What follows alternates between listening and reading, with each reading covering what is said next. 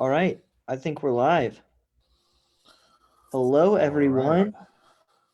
Hey, church, it is Pastor Bill here, and we are here with Lunchtime Live with Pastor Mark and Pastor Bill, minus Pastor Mark today because he's on vacation, plus Brendan Jenks, who is the technical guru of St. Paul's. He oversees our media arts and our tech stuff, and he's just an all-around great guy. Say hi, Brendan. Hi, Pastor Bill That in that's awesome. audience. Hey, Brendan, this is your first time live with either Pastor Mark or I. And so, how this works is we typically ask a question, just a funny question to kind of open up the conversation. So, my question for you today is, with Pastor Mark being on vacation, what do you think the craziest thing he's doing on his vacation? Where did he go? I can't remember. I think he went back home to Ohio. Ohio. Um, hmm. It's a good question. I believe the craziest thing he's doing is skydiving. That would be pretty crazy. I think he's probably um,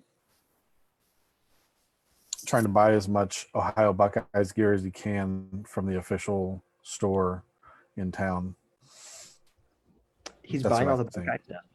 Hey, Yeah. aren't Buckeyes like are those peanut butter wrapped in chocolate? Like that's what those are, right? I prefer those Buckeyes. Yes. That's fair. Hey, That's if what you I'll are take. watching with us, what is the craziest thing that Pastor Mark is doing on his vacation right now? Go ahead and share your craziest answer. Also, if you wouldn't mind sharing your favorite kind of candy, that would be great too. Um, I really enjoy the peanut Skittles. Not Skittles. That's gross. Peanut M&Ms. Peanut You Skittles. may have just made a thing there, though. You That would know, be terrible. That would be terrible. I really like um, the Starburst jelly beans. They're a Oh, new, well, maybe not too new, but half a decade oldish, and they just make Halloween so much more amazing. you So, eat jelly beans on Halloween? well, if I, yeah, whatever I don't get out of my kids' baskets, I That's typically fair. get those little Starburst. I buy a bag and I intend to share them, and I never do. Never So happens. It never happens. Hi, Richard Snyder. We're glad you are here. Hey, Richard, what is your favorite candy? Susan Luca says that Twix is her favorite candy. Are you the left side or the right side Twix, Susan?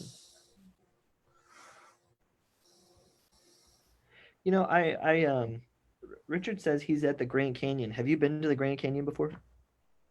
yeah, I took my family on a long road trip from Oklahoma all the way to California, and that was one of the stops. It was great. It's really really nice. So it's a worthwhile stop, and it's surprising in many levels. Just the environment, and it's not what you expect. So That's fair. Susan says that she's both sides of Twix. She enjoys eating both the left side and the right side. That's right on. Right on, Susan. I I'm see. not a sharer either when it comes to Twigs. Yeah, yeah. Hey, we're going to get started here in a few minutes. For those of you who are just joining us, Pastor Mark is not here. He bailed on us this week. And so, in his place, uh, Brendan Jenks, who is our director of media arts and technology here at St. Paul's, and just an all around good guy. He enjoys eating um, candy, the Skittle jelly beans on Easter, or not on Easter, on Halloween. Easter's fine too. Yeah, Um, birthdays, Easter, Halloween. yeah, I I just feel like jelly beans are a Easter thing for sure. They're not normal jelly beans. They're different, especially if you get the berry flavor. The berry flavored They're jelly so beans. much better. That's fair. Starburst. Mm. It's very So unique. the question we're asking is we've got many different questions that we're asking, I guess, right now. One is, what's the craziest thing you think Pastor Mark is doing on vacation right now? And two, what is your favorite type of candy? Let's see who's live with us right now.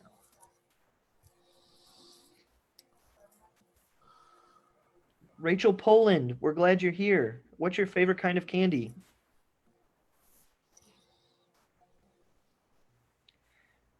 So, yeah. So you've been to the Grand Canyon. That's cool. That's nifty. Have you been to both sides of the Grand Canyon? Are there two sides to the Grand Canyon? I think there's a lot of different viewpoints. We came up from Flagstaff.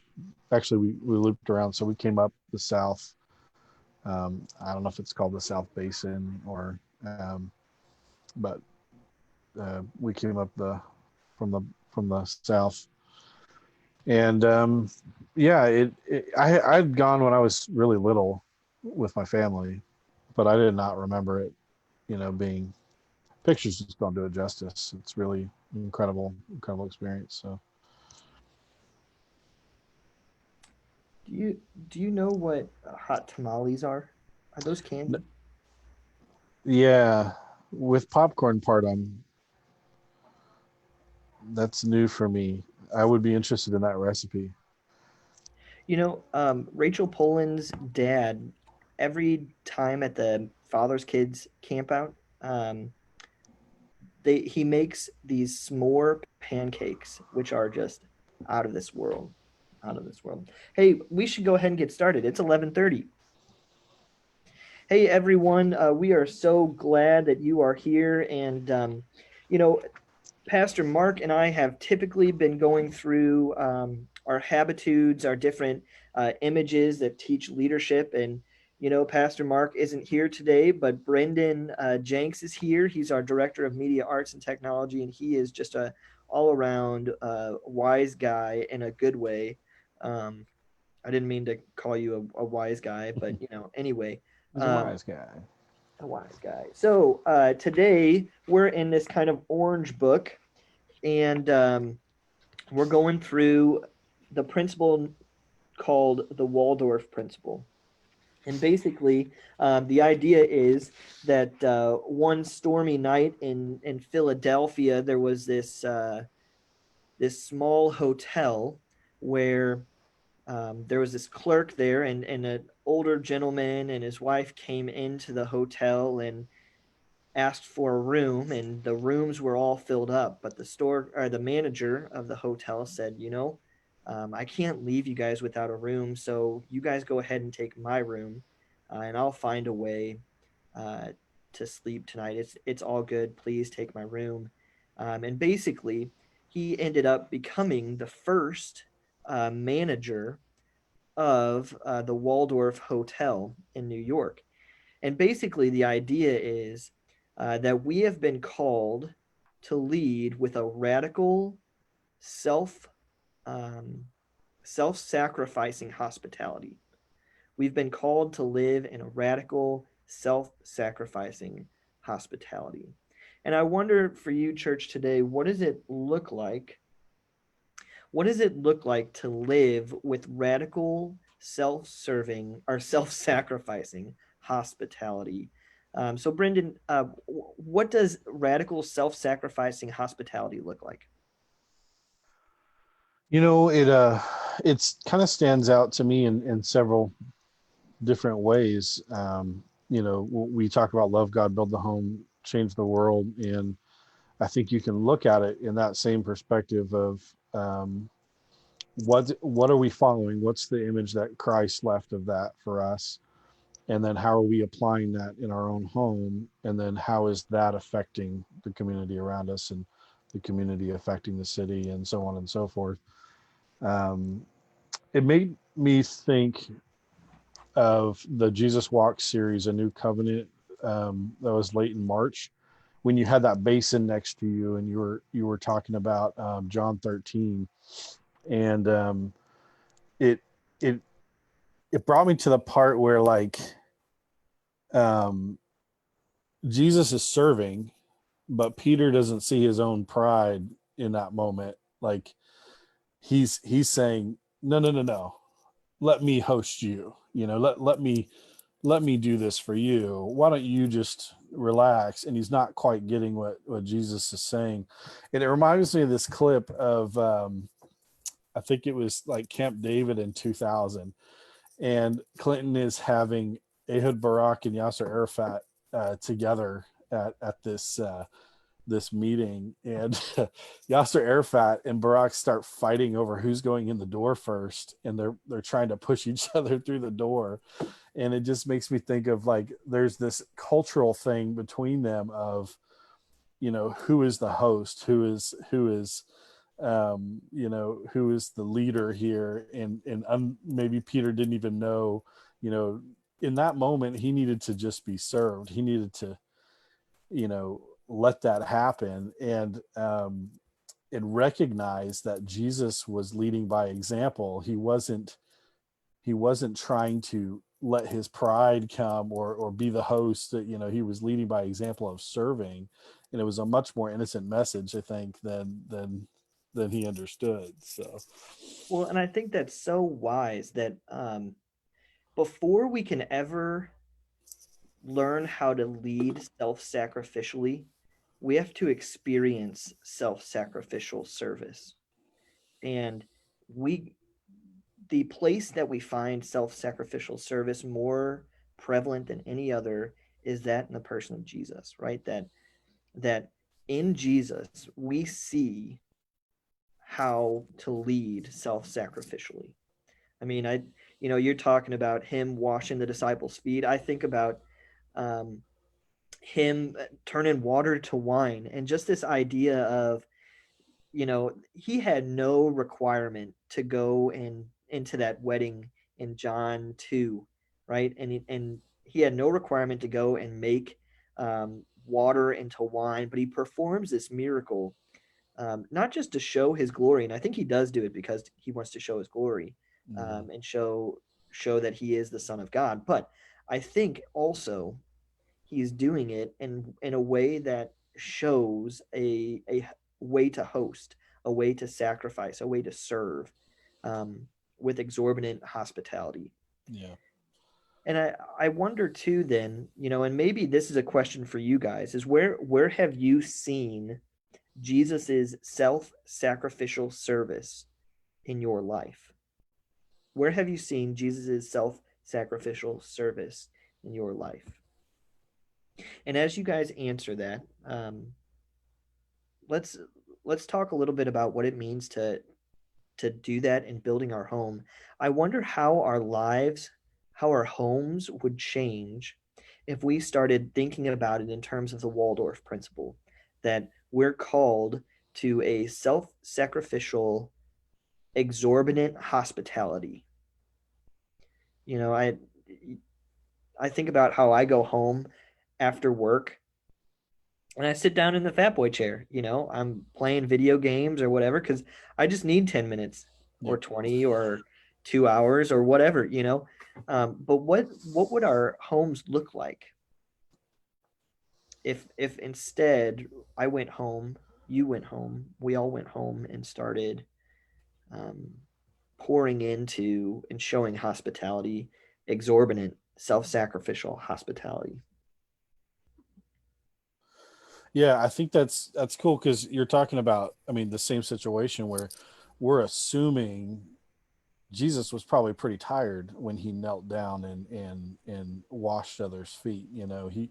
He hadn't necessarily been sitting around waiting all day with cucumbers on his eyes, getting fanned. Saying, "Okay, I'm serving today." It was the end of the day. It's after people had been walking. Um, I think about that where I come home and I'm like, I have this rule, which is probably a dumb rule, but it's give me 5 minutes to just get my basketball shorts on, and I just hold the kids back for me, and I think, in my own life, how I can do better is I can change that outlook to let me love on you for 5 minutes, and then I'll go Even just something small like that, it can change your outlook on how you perceive others and those in your own family and your community.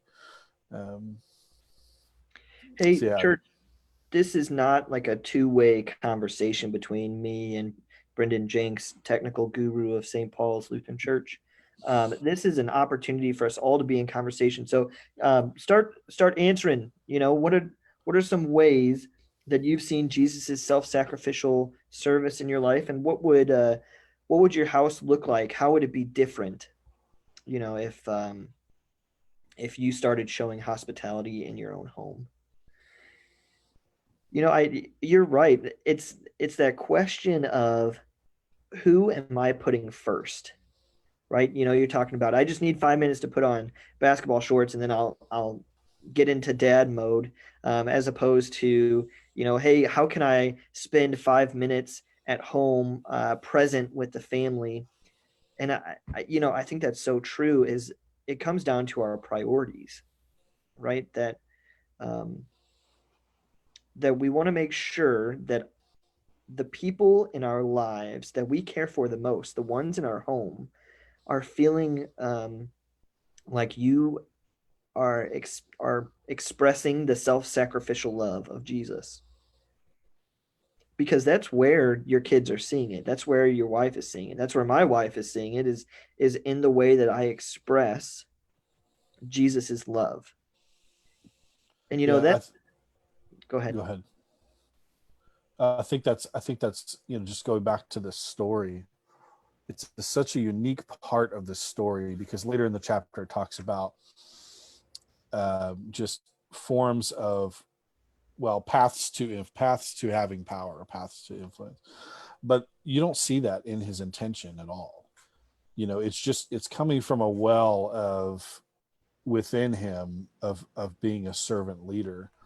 And the difference between some of those other paths of power might be force, persuasion, honor, things like that.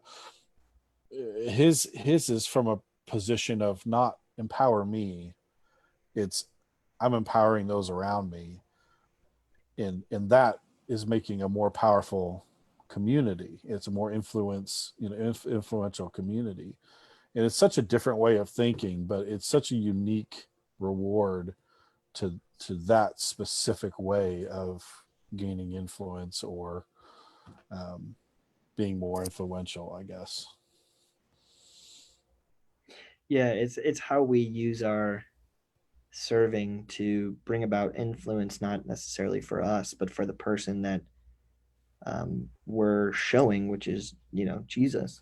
Andrea said, um, I think it starts with how we greet each other when we come in the door. Instead of launching into action items, do we say hello and hug and greet your spouse, especially before we do the other stuff? Amen, Andrea. Susan said, I think it would grow more love in the home to show self-sacrificial hospitality. Um, Donna, since I'm a widow living alone, I can't wait until I can get out again without feeling guilty and be around that person, the friends that I know I can serve in person. That's so true. And Donna, I love your heart, and certainly the family that you show hospitality to is incredibly large. Jesus has used you to show his love to others. I think about too, it's not just personally and in our homes, it's it's in our church too. What does it look like for our church to show radical self-sacrificing hospitality? And I hate to go into this, but I'm going to. So I know that face masks can be one of the most divisive topics right now, but what would it look like to communicate self-sacrificial hospitality in the way that we do church by wearing face masks? I listen. I get I get face masks are uncomfortable. I get that some people don't know whether they work or not. I'm not going to go into that. But what I do wonder is communicating if wearing a face mask communicates love and concern for another person, I wonder if self-sacrificing that would help. You know, maybe I shouldn't go into that. Anyway, No, I think I so think I think you're being culturally relevant. It's a little thing, but we've heard concern from both sides, and I think it's good to um, acknowledge that in some way. So um, yeah. yeah, and there are so many more ways that our church can show hospitality, but maybe that's another question for you all. Thank you all for responding. There's a lot of comments, and I'm so glad that we can get in on this conversation together. How can we as a church show radical hospitality to the people that come in our doors? And I think about pre-COVID, because that's the only church that we really, yeah, that's the only church that we really know yet. Everything else is kind of what the church could be. But in the past, we had the opportunity to have door greeters, right? And people that would welcome. And what does it look like to make people feel at home? And I I think about how we have three sections, right? Loving God, building the home, and changing the world, and how much that fits into radical hospitality. We cannot show radical hospitality to our home without understanding the radical hospitality that Jesus showed to us. And we cannot show radical hospitality to our world if they look at our homes and see they're not showing it to their families, right? So it is all connected. We have to be able to show radical hospitality to home and to the world.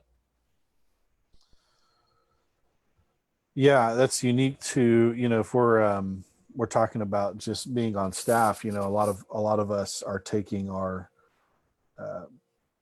our passions and our talents and using it to serve our community, and creating kind of that culture at home. When you come home um, to that culture that you've already created, it can be relaxing. It can be relaxing, or it can be you know tough and difficult.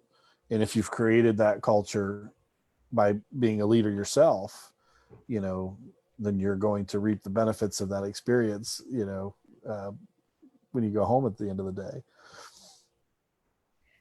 Absolutely. Yeah, and the whole idea of the Waldorf principle, right? With one leader deciding he was going to self-sacrifice to show extravagant hospitality. He didn't go and say, "Hey, I need you to show self-sacrifice so that these people can feel welcome," right? He took it upon himself. And I think that's the start of a culture. We as a church, we can look around and say, "Hey, I really wish that other people would be kind. I really wish that other people would show hospitality." But it has to start with us.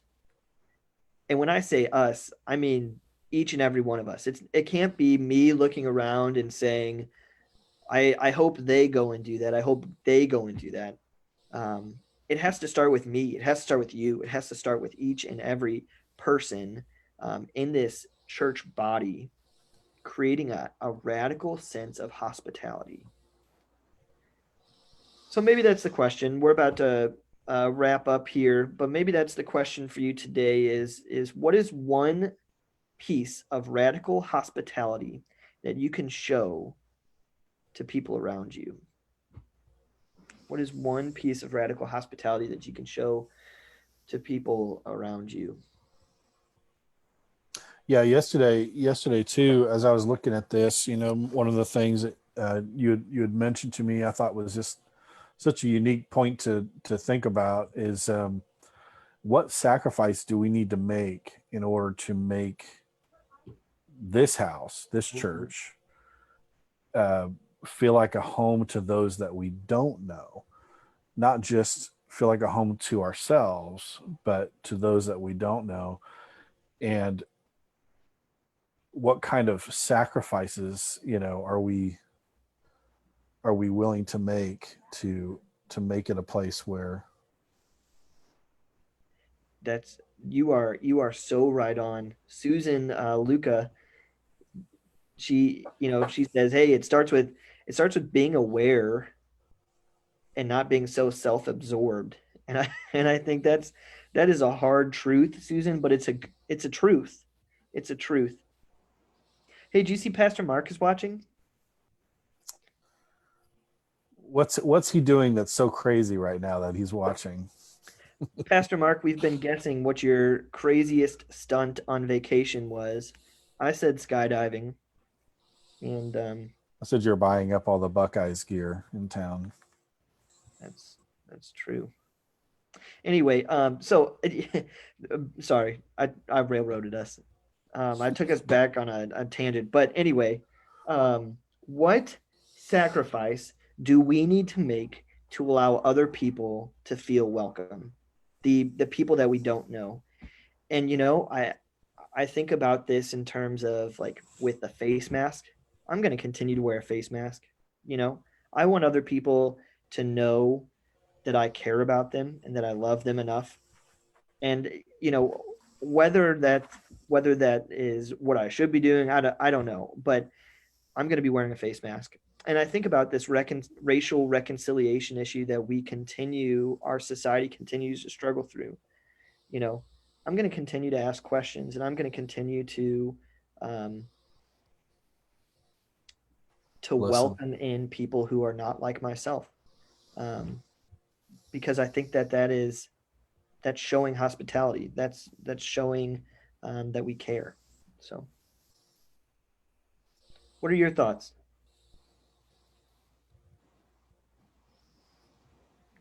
Pastor Mark said no skydiving on this vacation. I think radical hospitality will be taking me out of my comfort zone. Angie, you are right on. And here is the good thing is that our God stretches us, and He is with us in the stretching out of our comfort zone. You know, our comfort zone is not outside of the realm of God's presence. In fact, I would almost assume that if it's in our comfort zone, that's not where God has called us to. And that God has called us to be where He's at work, and oftentimes where He's at work, we're uncomfortable with. So we are called to go and step out of our comfort zone, knowing and trusting that God is good, knowing and trusting that His calling is better than our comfort and our complacency, and we trust in Him. And Angie, you are right on. Okay, let's see. Hey, I think our time is just about done for today. Thank you guys so much for joining with us. I thought this was a fantastic conversation. Pastor Mark, we miss you, um, but come back rested. Church, we continue to lift up just this whole community in prayer. We continue to lift up you in prayer. Know that we are having church this week in person, and I would invite you. Hey, wear your face masks. Communicate love and communicate radical, self-sacrificial hospitality. And if you continue to think through these things, um, keep commenting on this. It does, we don't have to be live for you to comment on these things. So, blessings and have a great day. thank you all.